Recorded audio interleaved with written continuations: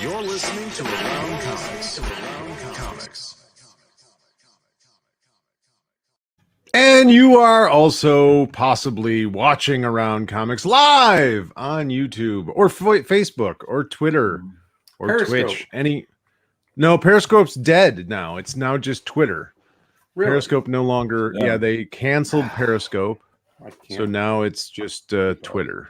I don't know. I don't know what the difference is, honestly. I don't watch any of this stuff. Any of the social medias I don't watch. Welcome to Around Comics number 389. What's happening, fellas? Hello. Hello. Hi. We're talking. Yeah. It's a trade talk. Hit the stinger.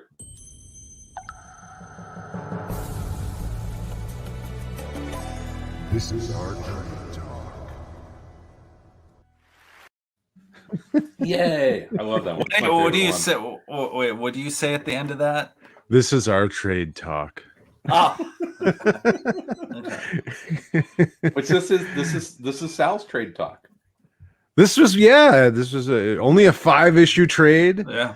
Volume 1, where we read Volume 1 of Ether by Matt Kindt and David Rubin. This is a book that I actually read the second volume first and liked it so much. I don't know. I was picking it up in single issues, so I wasn't really paying attention to. But I really liked it. I really love the art, and the story's just different. And yeah, so I was very interested to see what you guys thought, because I thought this was something a little strange, a little different, a little out there. A little Adam Strange. A little Adams, yes. A little, yeah. Doctor, a little, what's it, Mr. Weird? Captain Weird? Colonel Weird. I'm just glad it's not a 12-issue Bronze Age sci-fi book.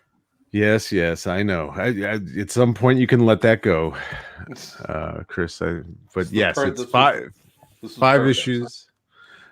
Yeah. So what did you guys think of Ether Volume 1? I liked it a lot. Yeah, it's one of those. I remember buying the first issue and reading it and saying, "Oh, I'm going to pick that up in trade." And I'm not going to read. I'm not going to stay with the single issues. I was going to pick it up in trade, which I forgot to do. So you reminded me, and I'm glad you did. Well, there you go. Yeah. And I'm glad I reminded you. It's a real what if Adam Strange was even kind of more of a fuck up on Earth? Yeah, and a bum. Yeah, and a bum, like a homeless guy. I mean, he's not. He is, but for what he believes is a good reason. Mm-hmm. It is this interesting. There is this weird throw line, with all these characters now of he's an adventurer, but he's also given up on his. He's an absentee father and a bad husband, and but isn't that what dreams are made of? Isn't that what it takes? Everybody wants it all now. They want perfection out of white men. White men have to be perfect now. Yeah. You have to be a scientist, genius scientist, adventurer, and a perfect father and husband. I mean, come on. Yeah.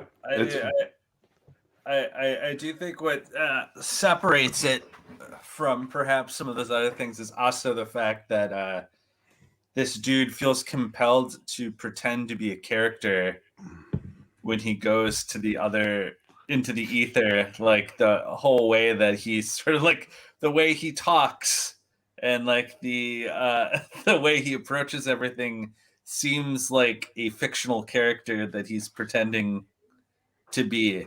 Where it's emotion is a weakness, and it's just a very Well, it's like Adam Strange meets Sherlock Holmes in a lot of ways. Yeah, he definitely looks down upon the denizens of the ether in some ways because they're fooled by magic. They believe in magic, and he believes in science, so he sees through the illusions of everything that these poor wretched creatures don't quite. For those that haven't read the book, just a quick maybe recap is basically it's this guy that has been going to this place. He found a way to go to this magical realm sort of in between whatever. It's not deeply explained. This is not like a heavy world building kind of book. It's sort of more I don't know, light fantasy kind of, but kind of labyrinth-esque. Yeah, it's kind of like a playful fantasy world. And he's a scientist, we think, or at least he claims to be a scientist. He seems pretty bright. And he's been going to this world for like he's been going for years, for decades. And he's gone 1,000 times, but in doing so, he's sort of left behind his life, his wife and child behind. We find out as the book goes on, but it's this magical realm, and he's sort of become a detective, even though he claims he's not a detective. He's kind of a folk hero. He's almost a folk hero there. Yeah, he's solved all sorts of mysteries that are magic based because he is able to sort of look through the magic of things and figure out the science behind even the most, what he keeps talking about is like even the most, amazing magical things just boil down to some sort of scientific explanation when you are able to sort of, get it down to the granular perspective of it. But it's like, what if Adam Strange, when he went to Ron, everyone on Ron was like kind of annoyed by him as well. Like every time he saved him, they're like, okay, like I guess you're being an ass. You're being an ass the entire time, but like, yeah, like just sort of on the verge of being annoyed, like, let's just not let this guy come back anymore. but they keep needing him. Yeah, they keep needing him. But yeah, there's definitely that angle on it of like, there's like a way everything in that universe is kind of like nonsensical in kind of an annoying way. Like the guy who has the bird that wants to sing at you that like makes you sick, right? Like it's kind of like it's a twisted Dr. Seussian kind of and world. It's like you got to ride around like inside a snail to get to like the places you're going. There's like some James Stokey, how do you say it? If like Orkstein-ish type creatures, and yeah. But I've like definitely I got like a there's a little bit. I think you were right on the mark, Chris, when you were saying like legend, or you know what I mean. Like it has what's the puppeteer? Henson. Yeah, it's got a very Henson. Like a lot of the creatures have a sort of a Henson, but a little weirder, a little darker. Yeah. But if you with the dark crystal, like dark crystal, exactly. Yeah, there's some dark crystal, but it's all played very funny. Like none of it seems particularly sinister, other than the one guy that is obviously until it's not. Yeah, incredibly obvious villain.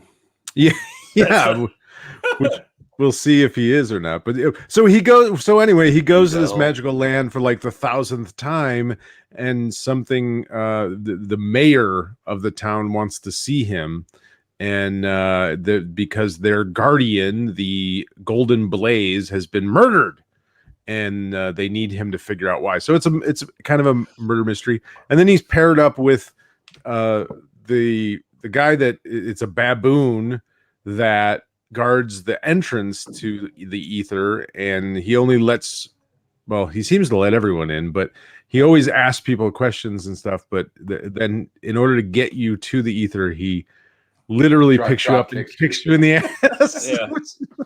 I thought it was pretty funny. But he gets paired up with this giant baboon creature guy, and who is very cynical and kind of, like you said, he kind of is fed up with this guy, and makes a good foil for him because he doesn't put up with his bullshit as much, but at the same time is trying to help him solve this mystery of who killed the Golden Blaze. But I liked it a lot. I thought it was fun, and I didn't quite look at it as darkly as maybe you did, Tom. I didn't see it that, sardonically, but I see what you're saying for sure. But there are a lot of like fun, weird things in it. Like the whole world is very strange and odd, and everything in it. there was like the weapon or the bullets that he pulls out of the rug, in the crime scene. It's like they're these little weird living creatures. It kind of reminded me of the bullets scream when you shoot it. They scream when you fire them, and they're magic bullets. You can only get to the ether by basically believing that you're committing suicide, which was weird. That was there are some dark elements to it, but it's played in almost like a children's book to some degree. You know what I mean? Like this sort of, I think the language had a lot to do with it. Like you were saying, the way he talks was very like, oh, I'm not, I'm from Earth, blah blah blah. He just has the clues you need are there. You simply need to be able to, like the way he talks is so just like. I was just gonna read. Oh, where was it? I just had it. He says, "Oh, I'm a scientist. I operate on facts and information. Your magical land has existed in willful ignorance for eons. Yeah. If my quest for answers ruffles feathers, then so be it." Just very much a blowhard. Making friends. Yeah, always making friends. You magic idiots.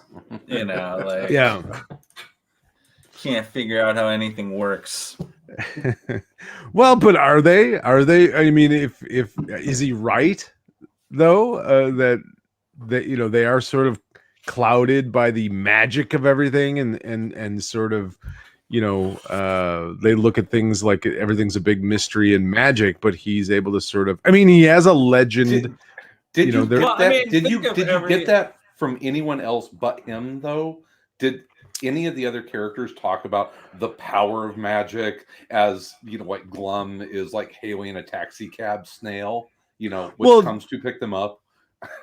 I mean, I think if just from the setup of like the mayor needs him to solve this crime, because I mean, it's like they don't understand how it could have happened, because the Golden Blaze is the guardian. She's always been the guardian. So there's nothing. What could possibly kill her is sort of their attitude. So they need an outsider to come and solve. So I don't know. Yeah, maybe. Yeah. I mean, I love that it's a locked room mystery. Yeah. Well, right. Think about all the comic stories that are like the inverse of that, where it's like, I'm a magician who understands how the universe works through these rules that you. Right. Doctor Strange. Yeah, exactly. Every Doctor Strange comic. Yeah. I understand the psychic and the police procedural, right? Yeah, I understand how the universe works, right? And it's like a flip of that, where it's somebody who's, like it understands. Oh yeah, like the magic runes written on the inside of this copper golem is just code. Yeah, right? It's a complex code. Like the flipping the thing around, where it's like like this is Science Doctor Strange, just like you idiots can't figure out that you've been cursed by eternity, just where it's like dumb shits, don't you know? This abstract concept is decided to fuck with you. Well, but to be like, is there ever been anyone of like high intelligence that isn't a pompous ass? Has you ever met anyone in your life that is actually really like, whether it's professors or some I don't know, but they're usually pretty pompous. They are smarter than everyone around them. Yeah, they are. It's like they're doctors for a reason. When he goes to that universe, though, it's like he talks like it's like a character he's playing. He's playing, but I thought Doctor Strange. But I think in a way, but did he not act the same way when he was on Earth? The pawn shop scene was kind of funny. If I told you what this would really do. But I think he's just fallen into that. Like you don't really see like him. His thing he does when he like goes there, like it almost felt like he was sort of under some sort of spell himself in a weird way, of almost like he's gotten so obsessed with this land. And we see as the book goes on, we see he has left his child behind, he's left his wife behind because he's addicted to this ether. Yeah. And we it's like is he under some sort of spell? Is he under some, you know, I don't know if that'll be part of the story, part of the mystery or not, but I didn't necessarily expect that part to come out as it did. Like it slowly started to, you know, leak out. And Matt Kindt did a really nice job of sort of subtly hinting that there was something wrong back home. This isn't good. This isn't like a good thing that he keeps going to this place as much as he thinks it is. It wasn't. But and then by the end of it, you're like, oh yeah, this guy's kind of fucked up. This has not been a healthy thing for him.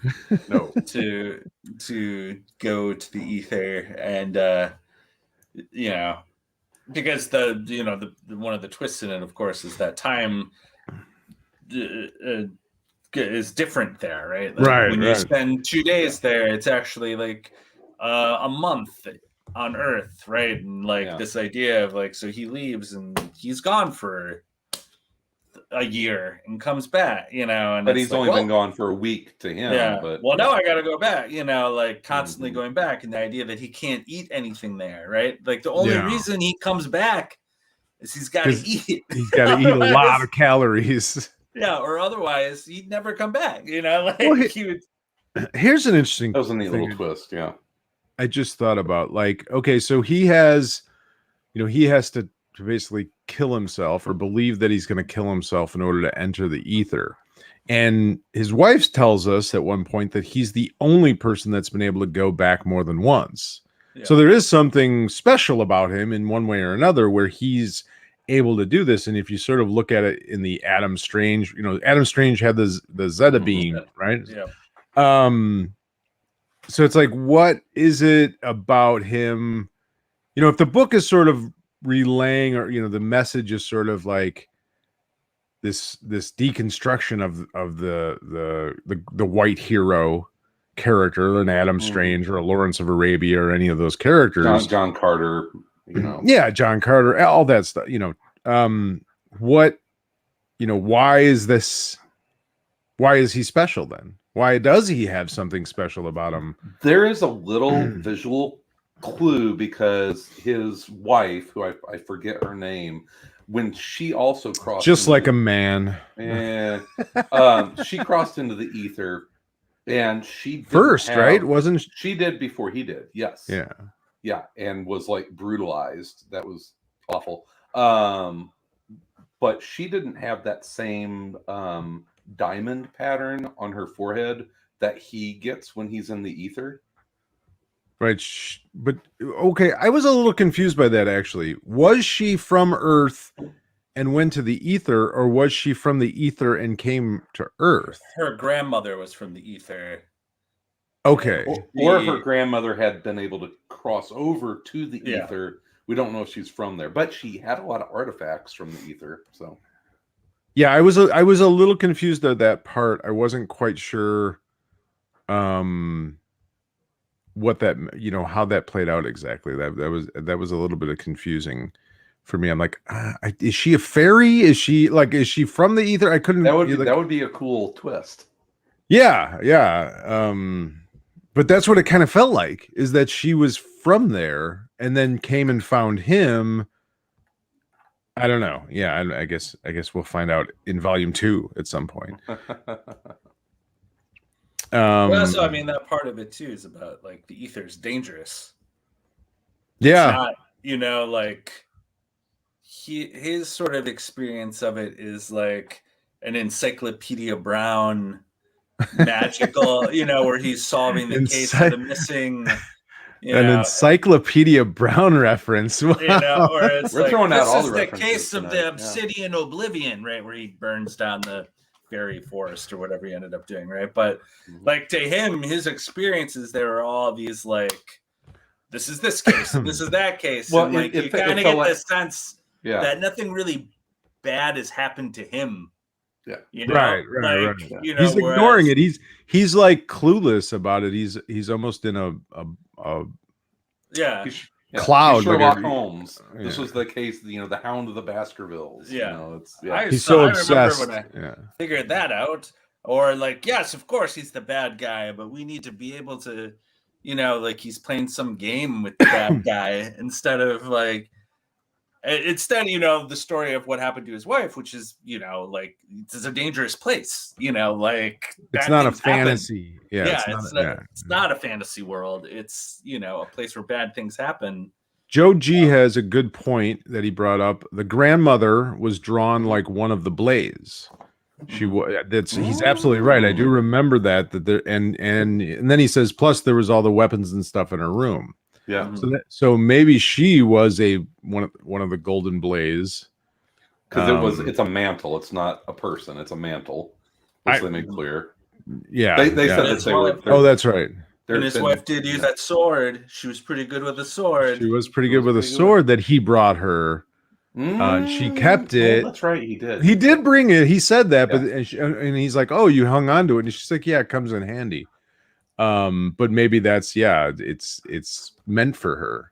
Maybe she's the last Golden Blaze. Ooh, interesting. This is getting more complex as we dissect it. Damn you, Matt Kindt. Damn you, Matt Kindt. What'd you guys think about the art? It was awesome. I love it. It's one of those perfect matches for the story where it's like by the time you're done with it, you can't imagine someone else doing the art for the book. Yeah, that's what attracted me to it originally was the art. It uses a lot of different styles, yet blends them all really well together.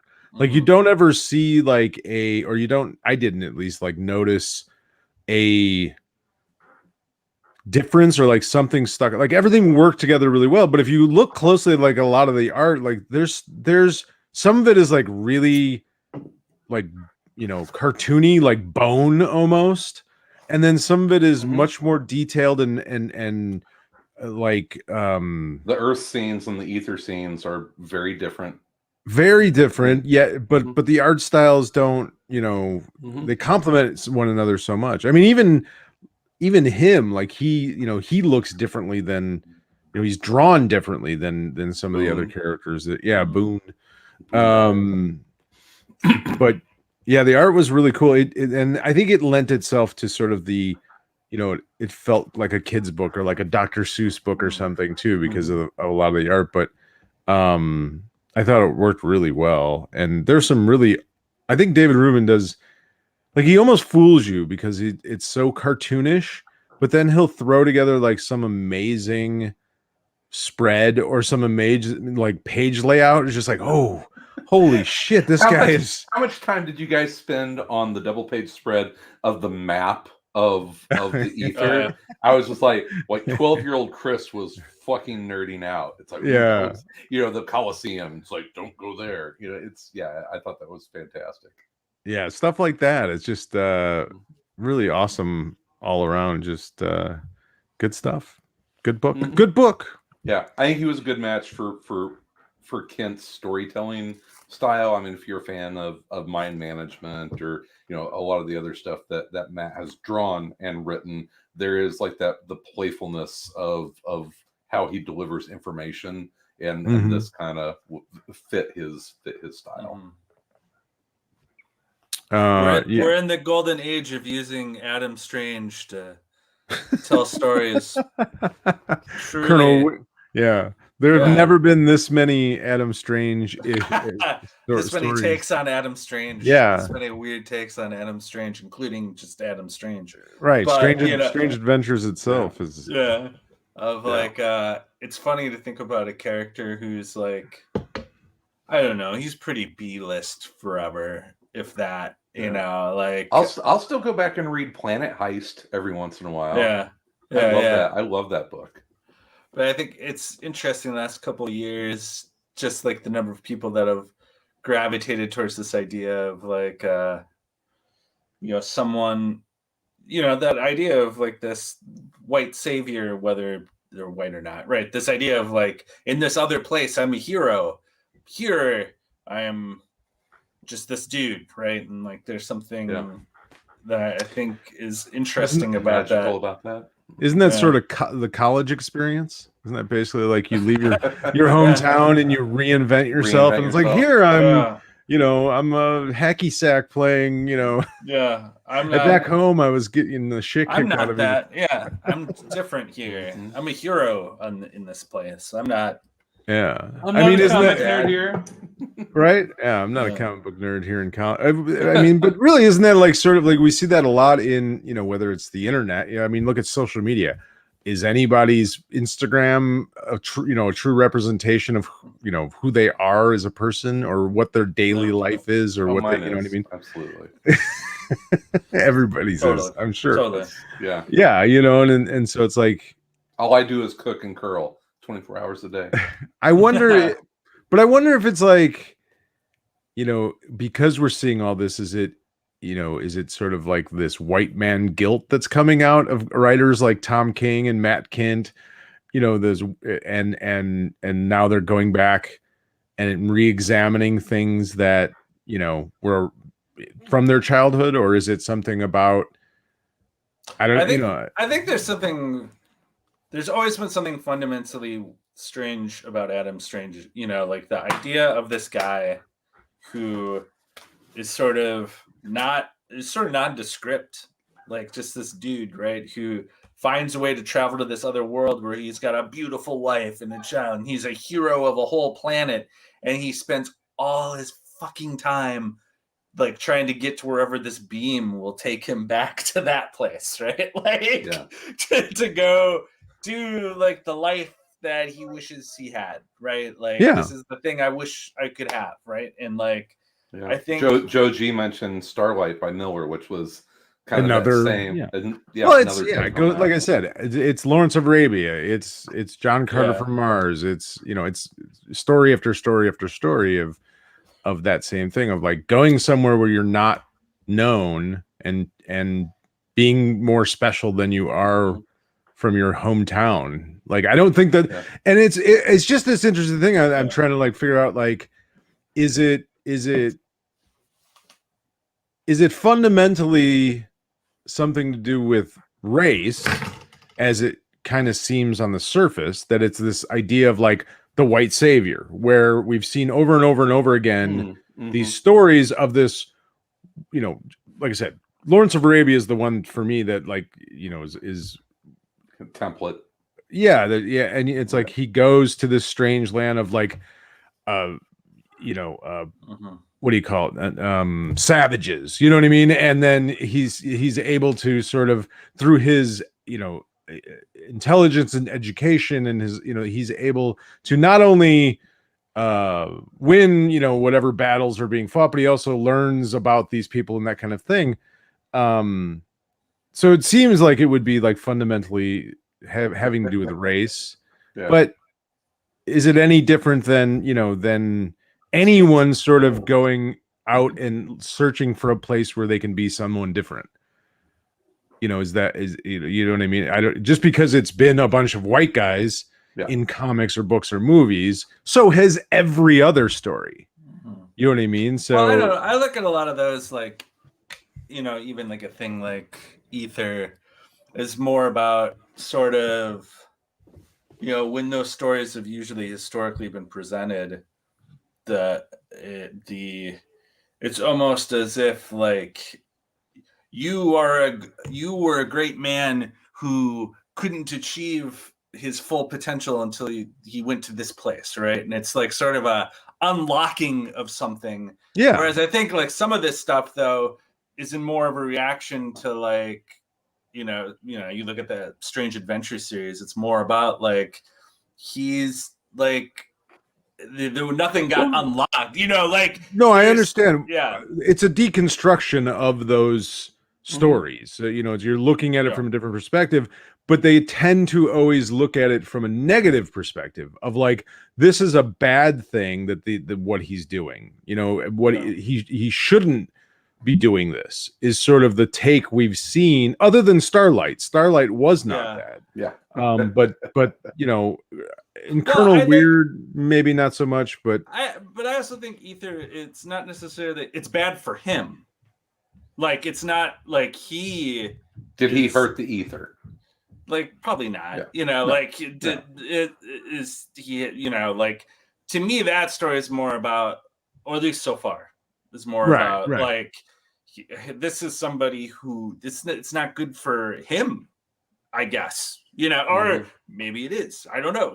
Like it's obviously had a tremendous consequence to his life because in a certain sense, right, in a lot of those stories, it's like, Adam Strange goes to this planet and there he meets his wife. There he has a kid. Where in this story, this guy leaves that, right? Like he's compelled by whatever calling he thinks he has to leave that stuff to,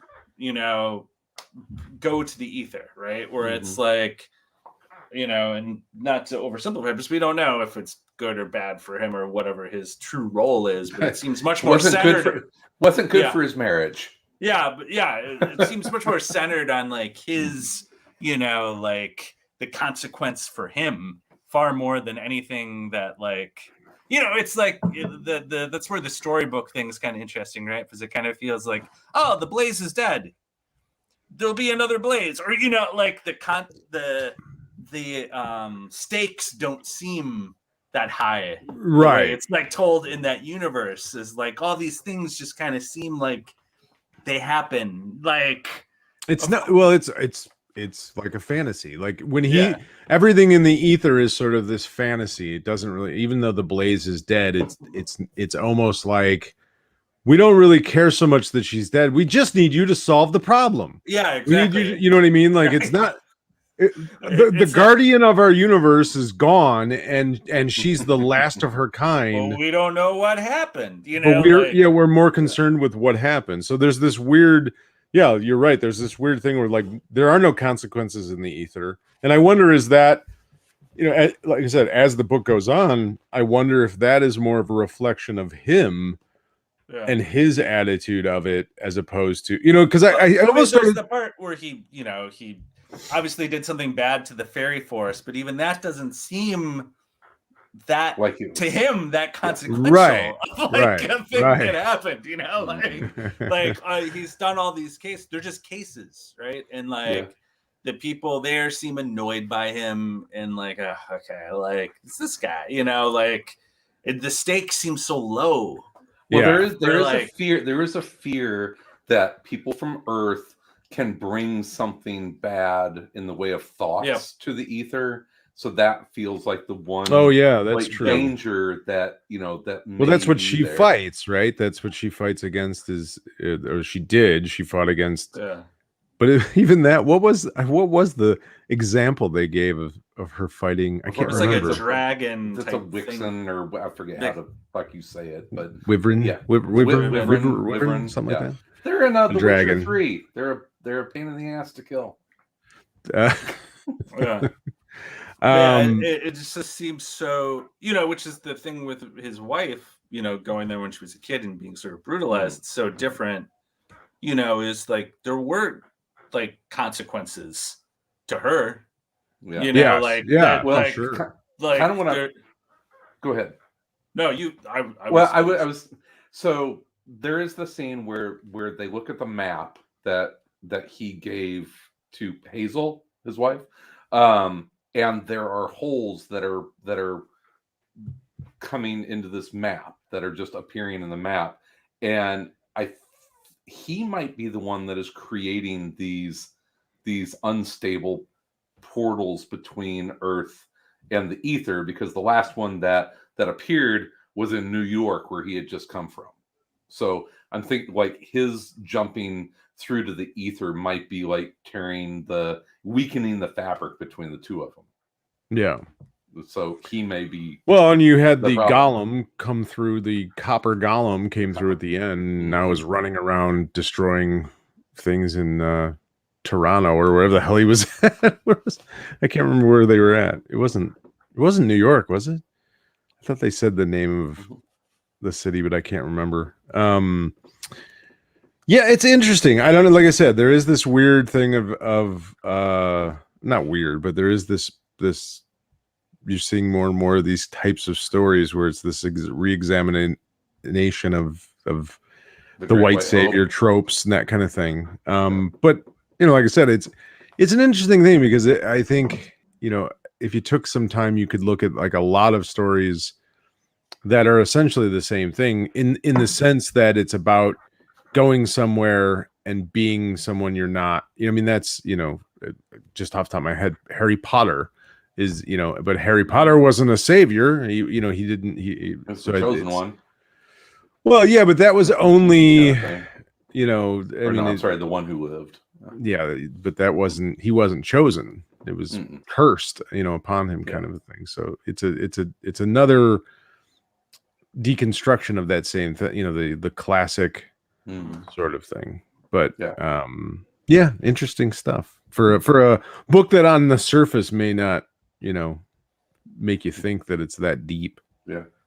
And I enjoyed it. It was a fun read.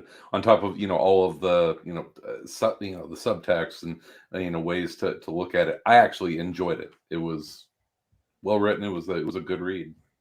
I will read more. Yeah, I did too. There were like actual moments in it of like humor that I laughed at, like things that I actually laughed at and stopped and paused on, and it made me like really pay attention to the to what was going on in the world and all the little details that they drew in it, and yeah, it was good. No, it ended on a cliffhanger, so I definitely want to read the next volume of it. But yeah, I checked out the compendium edition or the library edition, whatever, from Hoopla, and it may be the whole series up to this point. It's like 400 pages. So okay. I didn't even see how many issues it was, but yes. But this one, what we're talking about, is the first 5 issues. Yes, volume 1, the last of the Golden Blaze or something like that. Last Golden Blaze, something along those lines.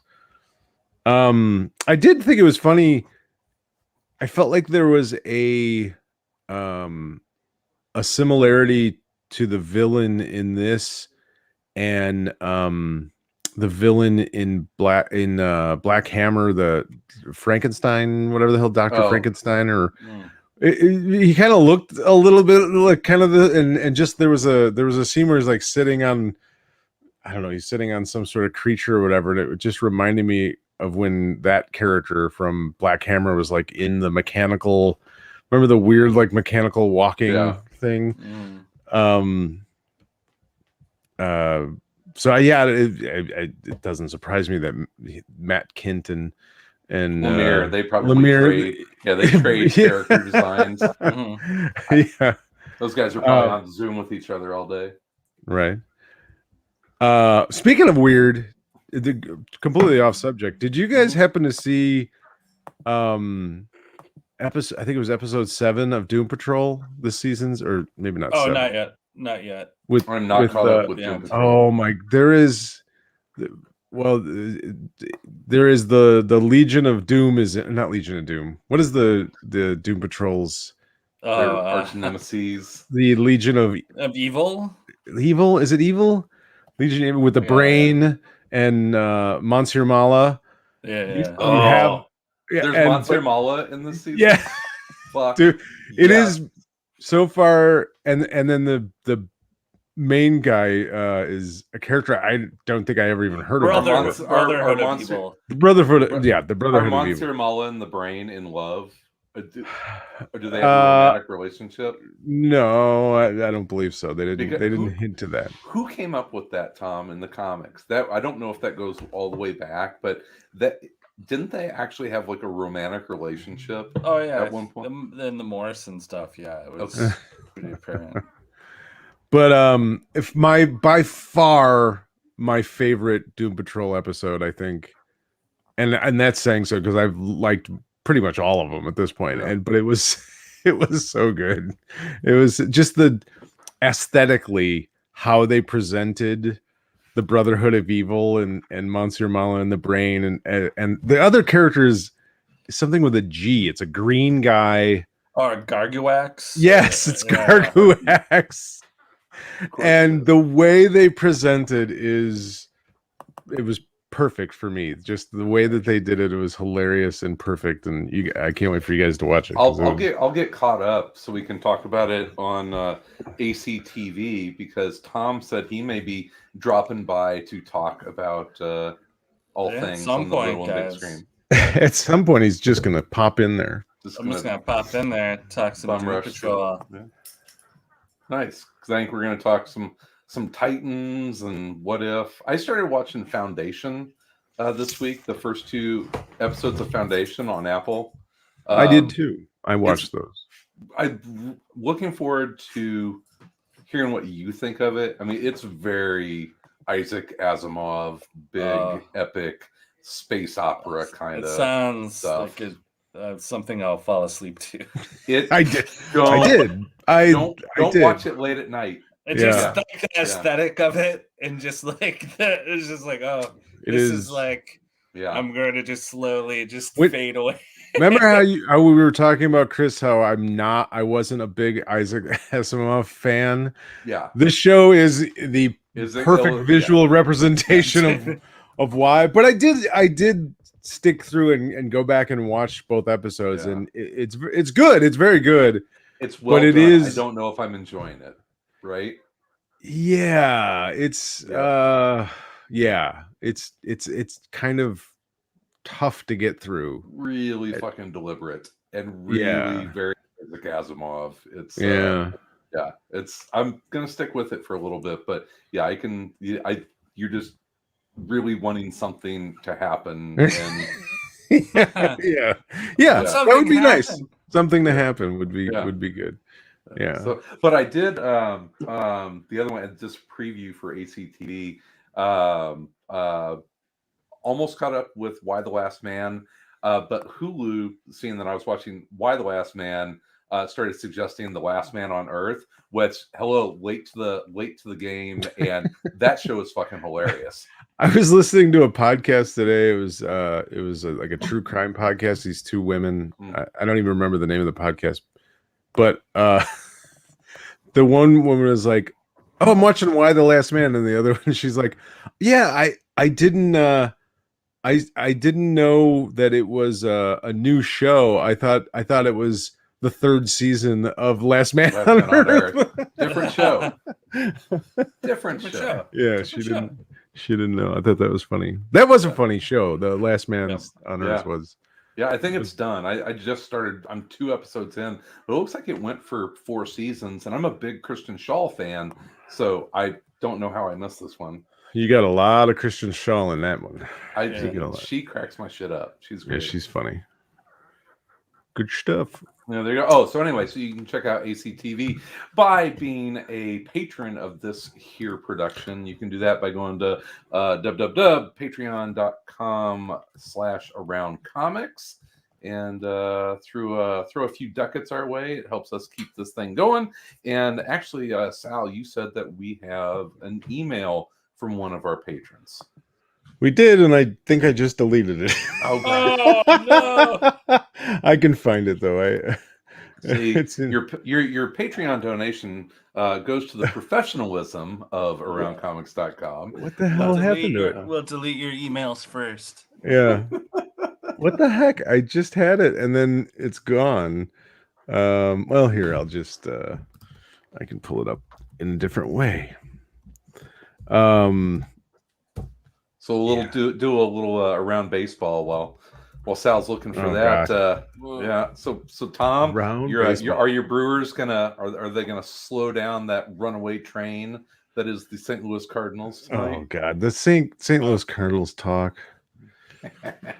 Actually, the Sox can help me tonight. If the Sox beat the Reds, then the Cardinals clinch their playoff spot. It's going to be unsatisfying when the Cardinals win like 20 in a row and then lose the wild card, and then lose the one playing. You know what? I'm okay with that. I'm okay with that. Yeah, but that's exactly what's going to happen. They're going to win 20 in a row, and then they're either going to lose to the Dodgers or probably beat the Dodgers and then just get fucking smoked by the Braves or something. Yeah. All right, enough of that. Yep. Hurry, Sal, hurry.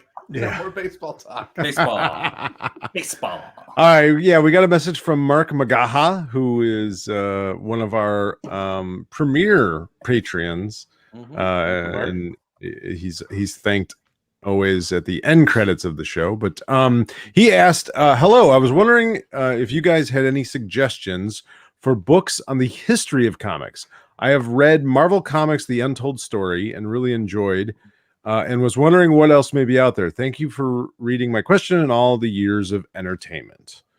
I'm trying to think.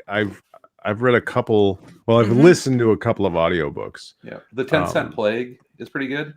10-Cent Plague, yeah, that's a standard, right? Whatever. What's the? Is it Whatever Happened to the Men of Tomorrow? Yep. Yeah, That's one. If you're wanting a comic book history of comic books, you can pick up the comic book history of comic History books. of Comic Books. Yeah, that's Van Lente and Ryan Dunleavy. I believe that's correct. I actually have a cookbook that Ryan Dunleavy illustrated. It's good. It's called Dirt Candy, I think. Dirt Candy. It's called Dirt Candy, I think is the name of the cookbook. That and he did all the illustrations. That doesn't sound appealing. Dirt Candy. I think it's a vegetables. It's a vegetarian cookbook. One I'll toss in that's not strictly probably a history is that Grant Morrison book Super Gods, which is one of the most Grant Morrison-y things you can read.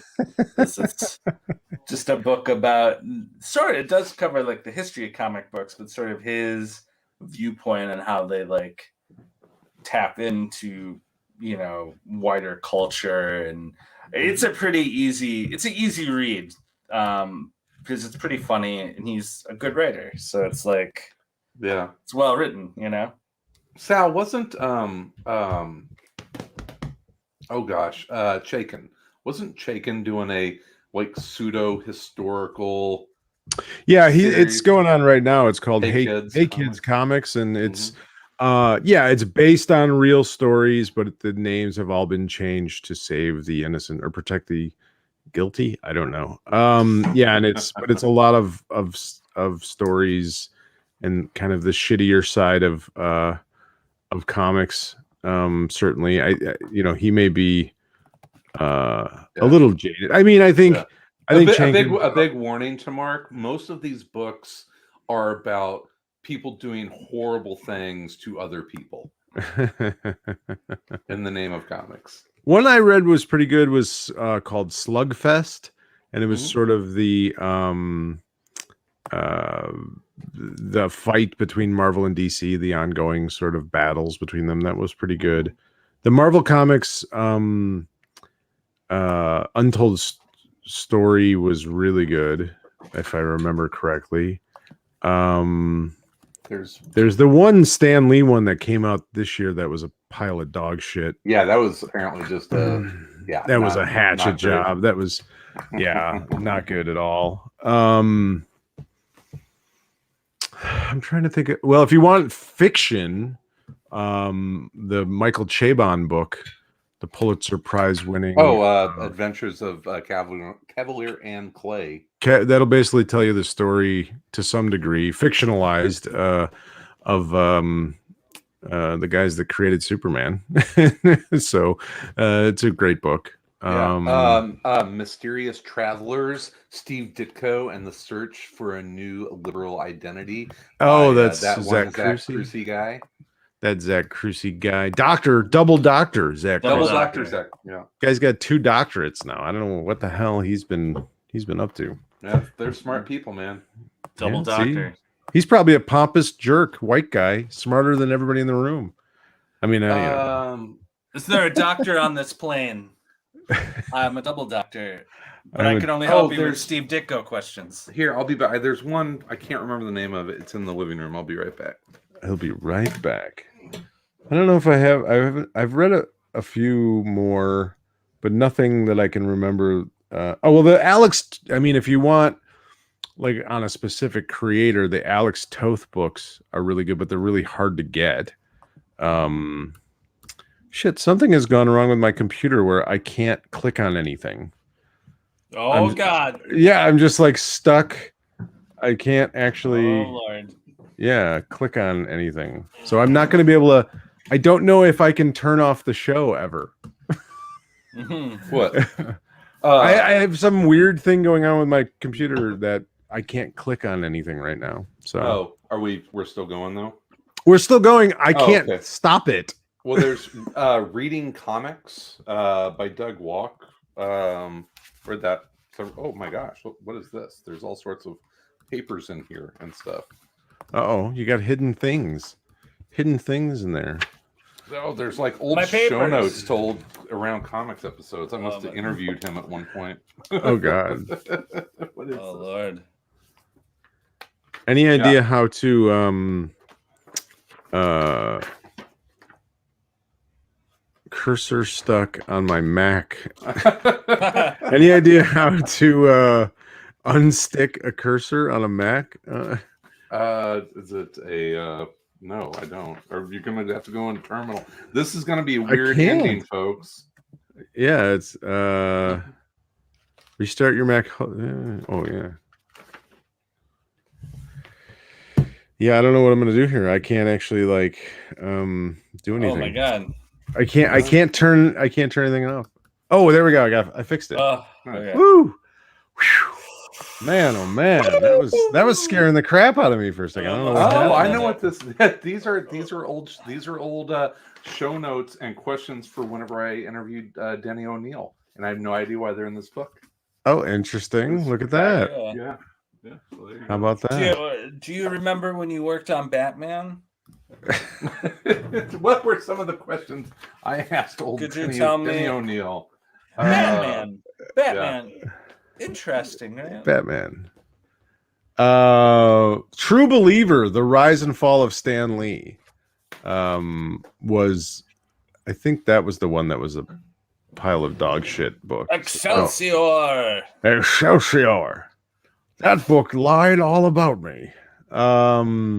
If you want to, I don't know, beat someone to death with a giant tome, those Taschen 75 anniversary books, the history of Marvel and the history of DC. I mean, those things are as big as suitcases, but they're really. Can you even get those things anymore? I doubt it, but yeah, I've got both of them. But I look at them like once a year. I've got to like pull them down and take them out of their protective boxes. Go to a comic book convention and just ask creators to just tell you the story of comics. The older, the better. Start with the old ones first. And then just start a podcast. Just record them answering you, and then just start a podcast, and you'll know as much. What's the worst thing that happened to you in comics? The podcast. And the older they are, the worse those stories. The worse it'll be. Men of Tomorrow. Yeah, that was a good one. There's that got into some of the sausage making. Yeah. There's an interesting one called The Secret History of Wonder Woman, which is all about the weird. It's more, that's all about Marston. That guy was a freak. The molten. He was that guy was a certified freak in it. Actually, I think Marvel Comics: The Untold Story. That's the one that's, I don't know. There's one that's the hatchet job. Yeah, there's probably a couple of hatchet jobs on true enough. So maybe they're all right. The Great Comic Book Heroes by Jules Pfeiffer. That one's. There was a Kirby, easy read. There was a Kirby biography, right?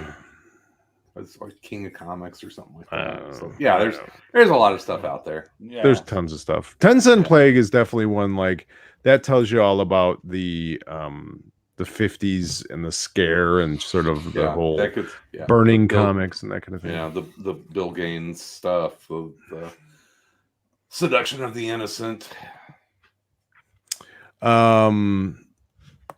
Yeah, what else? I don't know. Joe Galuzik said Marston made it to the ether once. That guy. Yeah. So there you go. Yeah. Thanks for the email. We like those. Absolutely. Good conversation. Yeah. And thanks for being a patron as well. Absolutely. He is Yeah. So you got all that information on Patreon, how to do that. We got ACTV. Check out the K Billy Super Sounds. Sal and Will Pfeiffer and I talked about Pulp Fiction this last week. Hey. And I had fun. It was a fun talk. I was very proud of my editing job on it since we went about 3 hours and Oh my God. I cut it down to a tight 2:49. We had about a 25-minute Godfather. It wasn't that long. It was I was like, why are we talking about? We've been talking about the Godfather for a long time. We were talking about the Godfather for a little while. Yeah. I do have those clips. I'm gonna release them as extras. There was a section we talked about the Godfather. There was a section we talked about Reservation Dogs, and then there was another section that I cut out too. So I cut out like 3 sections that weren't really. Yeah. Let's call it K-Billy non sequiturs. Yeah, something. Well, we get talking. You get to talking, and just it keeps going. Yep, it was fun stuff. All right, so ACTV. Check out K-Billy Super Sounds. Tom's been throwing out some Tom verses. Sal is doing all of the big geek show stuff, and all sorts of fun stuff here. More around comics that you could choke on. Yeah. Mm-hmm. You got it. You guys got anything else? Don't we need to pick the next book? Oh shit! Yeah, that's Tom. It's Tom. Yeah, we're doing the Old Geezers. The Old Geezers. What the hell is that? I don't even know what that is. It's a French comic book. Oh Jesus, we've gotten that far off base here. We're doing French comic books. It's good. What's wrong with American comics, Tom? God damn it! It's available on Hoopla, Volume 1 for all you library nerds out there. Is it Jacques Tardy? No, it is not. Mobius? No, it is not. There are other French. Those are the only French comic creators I know. Who did? Adele Blanc-Sec. That was Tardy. These Jacques Tardy. Is this in French? Do I have to learn French? No, it's in English. It's about 3 old guys. Are they geezers? Sounds geezers. like us so far. Yeah, it could be. They've got better memories than we do. Don't get confused over names, but it's pretty good. I liked it. I've read it. It's good. I think you guys will enjoy it. The art is gorgeous in it. It's pretty funny and poignant at times. We'll be reading that and going over that probably 3-4 weeks or so. We're trying to do these at least once a month. How many pages? How many pages is this book? It sounds like it could be I don't know, like 150 or something. Oh, okay. Yeah, it's not. All right. Yeah, we'll do it next month. That'll be next month. It's not a dense read. Okay. Yeah. We'll do it in October around Halloween-ish. Yeah. Ooh. I would say. Yeah. The last week of October. We've been good the last 2 months. We've been on time. We've had a book every month for 2 months straight. Nice. So I'll start thinking maybe I'm going to do a horror book for around Halloween. I'll pick a scary book. I'll get all my Halloween sound effects ready. Yeah. Or maybe I'll go like the other direction. I'll pick a Christmas book because, everything Christmas starts before fucking Halloween now anyway. So I'm surprised how many people in my neighborhood already have, like, for 2 weeks have had, and it's been 80 degrees and there's Halloween decorations everywhere. I don't mind it.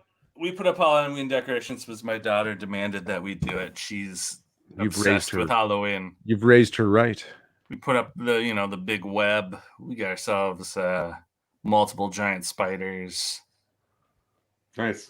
Yeah, we had some giant skeletons go up in the neighborhood this week. Have you seen those like 20-foot? Oh yeah, the Home Depot ones. It's like, what do you do with that the rest of the year? Like, there's one guy that leaves his up and he puts like a Santa hat on it. He leaves it up all year. Awesome. All year round. But yeah, all year round he keeps it up. I'm shocked the village dresses it differently. Yeah, he just dresses it for different. Yeah, puts an Uncle Sam hat on for 4th of July. But those things are huge. They're gigantic. They're enormous. They're so cool. But Like where do you put that thing? I would have nowhere to store it. Like how am I storing a fucking 20-foot skeleton? I mean, I already have a coffin in my garage. I don't have space for a 20-foot coffin. Yeah. Or You 20 gotta foot. pick a lane. You can't have We're going vampires or skeletons here, folks. That's One or right. the other. yeah, you can't go both. You can't have a giant skeleton and a coffin. That's right. Got to make a choice. Got to make a decision. Yeah. Tough decisions. Hard decisions when Halloween comes around. That's Yeah. what makes life, you know? Yeah, you should go back and find the Around Comics Players Present EC Comics. Oh God, the audio drama from back in the day. Yeah, we did. Did we do EC Comics? It was an EC comic. Yeah, it was. I know we did the Christmas special, but I don't remember the EC. We did an EC Comics one. They were Around Comics Players. Yeah, I don't know how I convinced you people to all do that. I was like, "Hey guys, let's do a radio drama." I think Norton had a role in that. We had, Seeley may have had because we picked one that had like 6 people. You know, Suntress was probably doing female voices. Yeah. Fun stuff. That's kind of funny. Fun stuff. Yeah. Long before all these professional, failed comedy sketch writers were doing radio dramas on podcasts and calling it podcasting. God damn it. Yeah. Way ahead of the curve. All right. Well, good evening, folks. It was great to talk with you. And are we good? I think that's it. Yeah. All right. Thanks everybody for listening and watching. Yeah. All that stuff for the folks on the comment thread. We always like seeing those and hearing you chime in. So appreciate it. All the Patreon stuff, we mentioned that. If you want to contact the show, you can do so by emailing us at info@aroundcomics.com. You can check out the Facebook groups and all that stuff. We will be back next Tuesday around 8:00 Central Standard Time. In the meantime, in between time, we'll be everywhere in and around comics.